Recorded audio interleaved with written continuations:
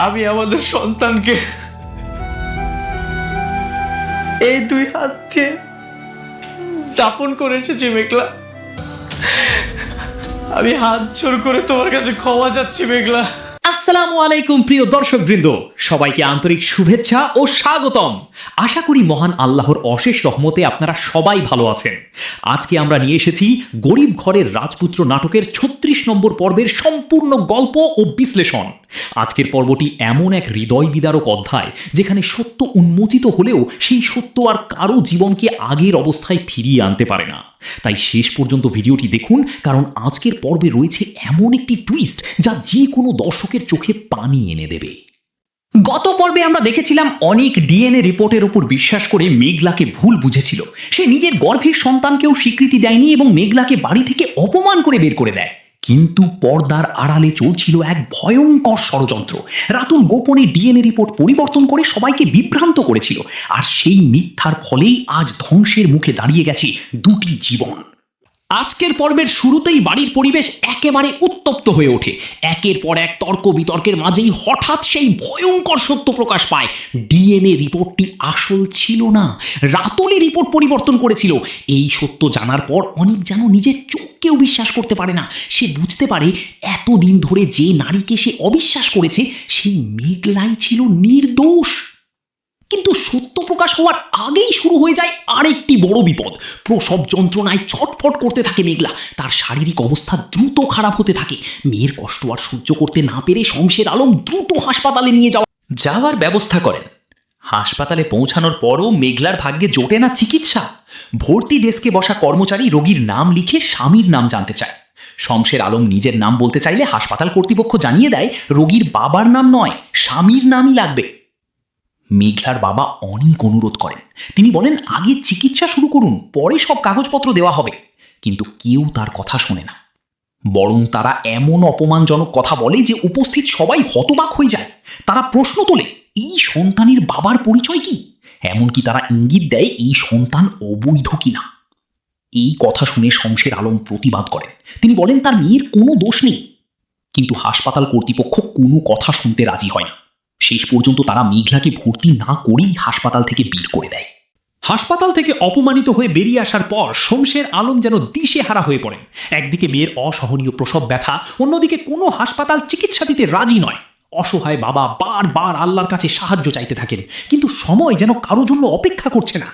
মেঘলার শারীরিক অবস্থা আরও খারাপ হতে থাকে। যন্ত্রণায় ছটফট করতে করতে সে বারবার বলতে থাকে সে আর পারছে না। বাবার বুকটা যেন ফেটে যাচ্ছিল, কিন্তু কিছুই করার ছিল না।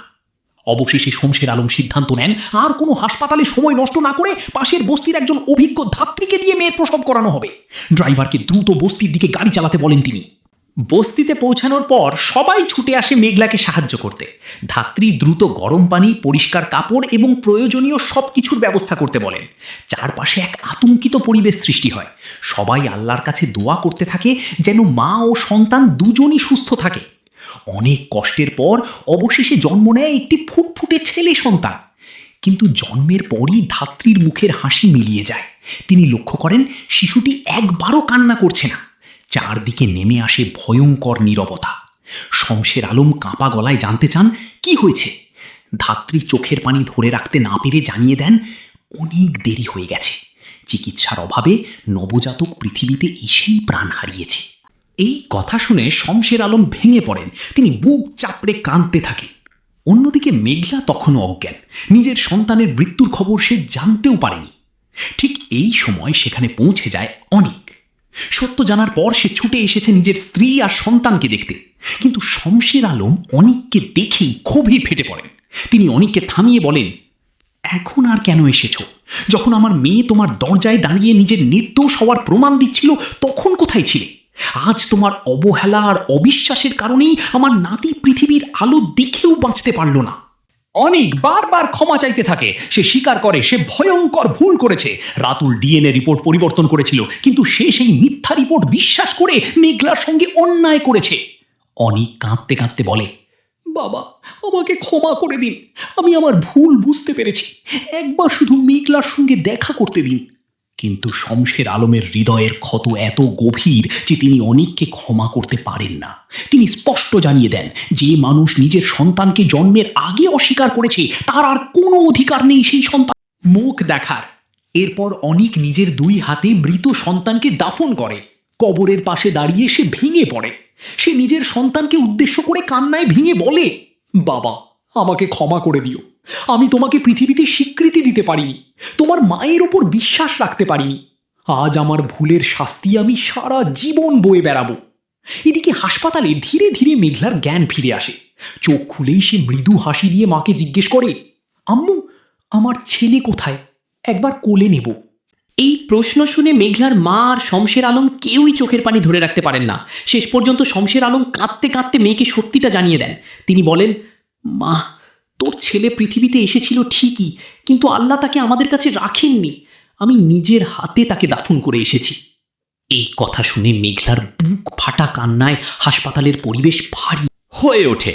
ঠিক তখনই অনিক এসে আবারও ক্ষমা চাইতে থাকে। সে জানায় রাতুলি ডিএনএ রিপোর্ট পরিবর্তন করেছিল, আর সেই কারণেই সে মেঘলাকে ভুল বুঝেছিল। কিন্তু মেঘলা এবার আর নিজেকে সামলাতে পারে না। সে কান্নায় ভেঙে পড়ে অনিককে বলে, যখন আমি গর্ভে তোমার সন্তান নিয়ে তোমার সামনে দাঁড়িয়েছিলাম তখন তুমি আমাকে বিশ্বাস করনি। আজ আমার সন্তান পৃথিবী ছেড়ে চলে গেছে, এখন তোমার ক্ষমা আমার কোনো কাজে আসবে না। এরপর মেঘলা নিজের বাবাকে অনুরোধ করে অনিককে যেন তার সামনে থেকে চলে যেতে বলা হয়, কারণ যে বিশ্বাস একবার ভেঙে যায় তার আগের মতো জোড়া লাগে না। এই হৃদয় বিদারক দৃশ্যের মধ্য দিয়েই শেষ হয় আজকের পর্ব।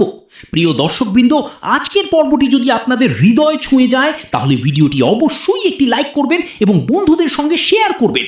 আর এমনই আবেগঘন নাটকের সম্পূর্ণ গল্প ও বিশ্লেষণ সবার আগে দেখতে এক্ষুনি আমাদের চ্যানেলটি সাবস্ক্রাইব করে পাশে থাকা বেল আইকনটি অন করে রাখুন। আজ এই পর্যন্তই। সবাই ভালো থাকুন, সুস্থ থাকুন। আল্লাহ হাফেজ।